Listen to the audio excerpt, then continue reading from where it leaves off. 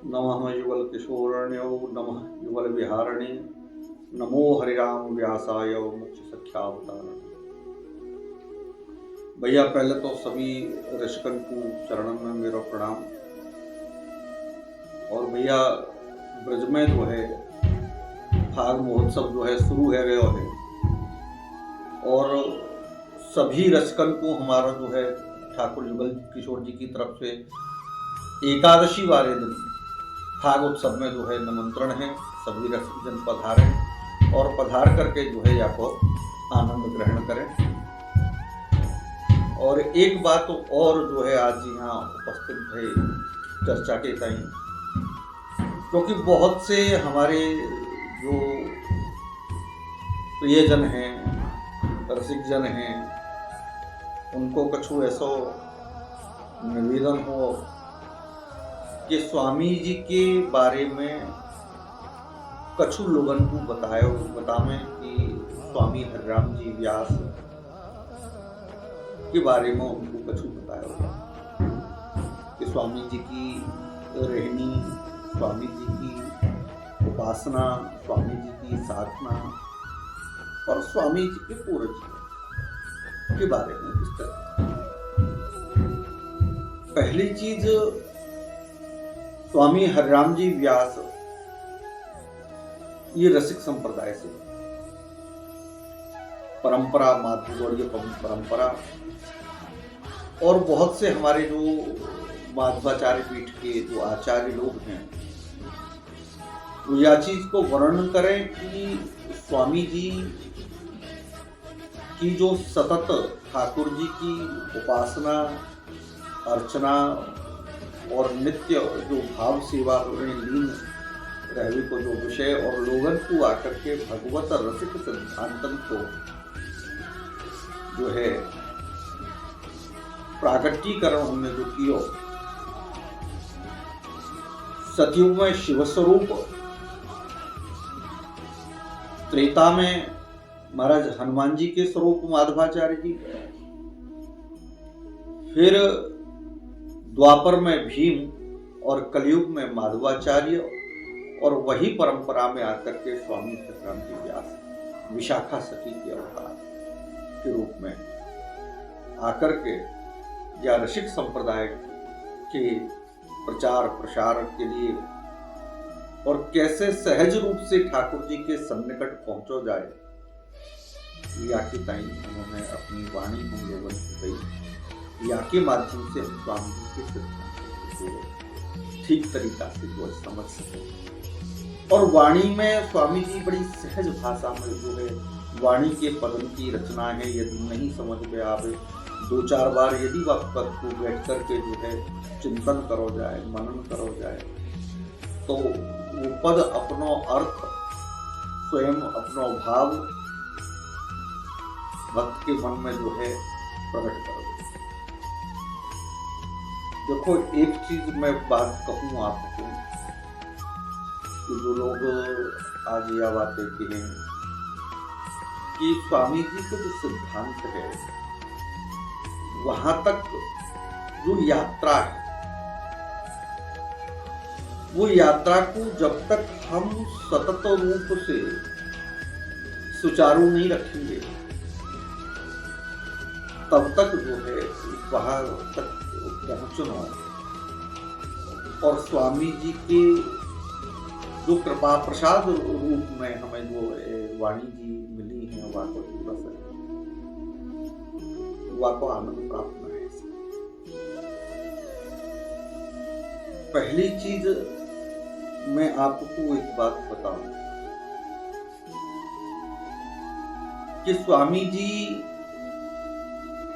ने भी जो है सतत जो साधना ही, जहां तक है कि स्वामी जी की जो साधना है वो बड़ी विचित्र साधना। विचित्र साधना क्यों है कि सबसे पहली चीज जो स्वामी जी की दृष्टि है, वह दृष्टि में जितने भी जीव जंतु पर्यंत जितने भी प्राणी मात्र हैं, सबके प्रति सहज भाव। तो साधना को जो विषय है ना, वो साधना को विषय कहीं भी हम जाएं और साधना करें, वो साधना सफल तब होगी जब हम सहज रह जाएं। और जब तक हम सहज नहीं होंगे तब तक कोई भी प्रकार की जो साधना हम जीवन में करें वो साधना जो है अपना फल नहीं दे पाएगी। वो साधना जो है बिल्कुल अकारक हो जाएगी। तो एक चीज बहुत सी आजकल जो लोग हम लोगन में एक प्रचलन है, किताब भजन जप कर रहे हैं। देखो ये जो जप है, ये जप अलग वस्तु है और सुमिरन अलग वस्तु है, दोनों अलग अलग चीज। सुमिरन उठते बैठते चलते फिरते खाते पीते या कर सके, ये सुमिरन। और जब जप करवे की ताई बैठे तो जप को पूरा एक विधान।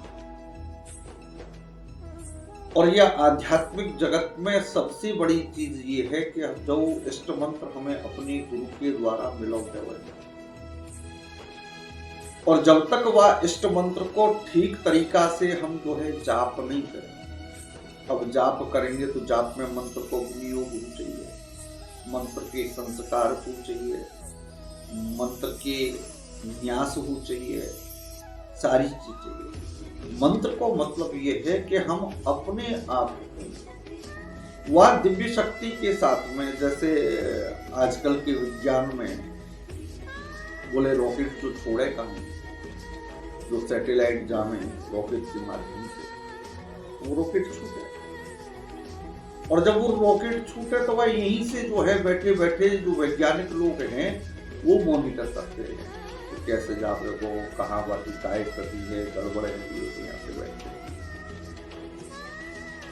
ऐसे ही अपनी चेतना को जप के माध्यम से हम ठाकुर के चरणार बिंदों तक जो है जोड़ते हैं। तो जब जोड़ते हैं तो पूरे ताकत के साथ में ये मन कहीं जो है विचलित ना हो जाए, तो मन एकाग्र रहे, उसके लिए बोले सारी जो व्यवस्थाएं हैं मंत्र की, जाप की, कि जाप कैसे करना चाहिए, जाप के नियम का है, जप के लिए कैसे बैठे, कोई साधना ठाकुर जी की करनी है, कई मंत्र की उपासना करनी है, या चिंतन को कोई विशेष साधना जो है हमें करनी है ठाकुर जी की, तो वह विशेष साधना के करवे से पहले की जो तैयारी है वो तैयारी बड़ी नितांत आवश्यक है। नितांत आवश्यक इसलिए है कि हमें वहां जाके बड़े सहज भाव से वो चीज करनी है। और जब तक सहज नहीं होंगे और जब तक सहज नहीं होगे तब तक ये मन एकाग्र ना है। क्योंकि मन जो एकाग्र होगा ना, ये बड़ी सहजता के साथ में हो, या में कोई गणित यदि लगा के चलोगे अपने मन को तो सहजता की स्थिति ना बनेगी और ना ही मन एकाग्र हो। खेल सबसे बड़ा जो है मन को। तो स्वामी जी ने एक मार्ग दी जो है हमें, कई जो है कि कैसे मन को एकाग्र करना है, सिद्धांत कैसे ठाकुर जी की सेवा को अधिकारी हमें बनना है, सेवा कैसे होगी, कैसे करी जाएगी है? तो व्यास जी ने एक बड़ी प्यारी साखी लिखी, हर हीरा गुर जौहर व्यास ही दियो बता, तन मन आनंद सुख मिले, नाम लेत दुख जाए। हर हीरा, भगवान हीरा, और हीरा के सारे गुण अगर कोई जानता है तो वो जौहरी है। बिना जौहरी के कोई जो है हीरा के जो मूल गुण हैं वो केवल जौहरी समझ सकता है। आम आदमी के समझने की जो है बस की बात ना है, वो आम आदमी को तो वैसे समझ ले वो और इतनी जल्दी से आ जाएगी समझ में। तो हर हीरा ठाकुर जी हीरा, हीरा को एक विशेष गुण ये है कि हीरा सबे काट दे। तो बोले गुरु क्या है? जौहरी। और गुरु ने बताया कि बोले देखो जितने भी जे बंधन है ना संसार के, जिस सारे बंधन काटवे की यदि कोई क्षमता रखे तो वो क्षमता ठाकुर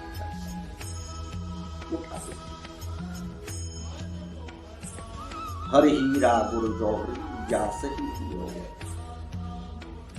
और ये फालतू के प्रपंच जब बंधन जो हमारे लगे हुए हैं ये जब कट जाते तो तन मन आनंद होता है। देहाध्यास भी है आपका धीरे धीरे धीरे धीरे जा करके समाप्त हो जाए और देहाध्यास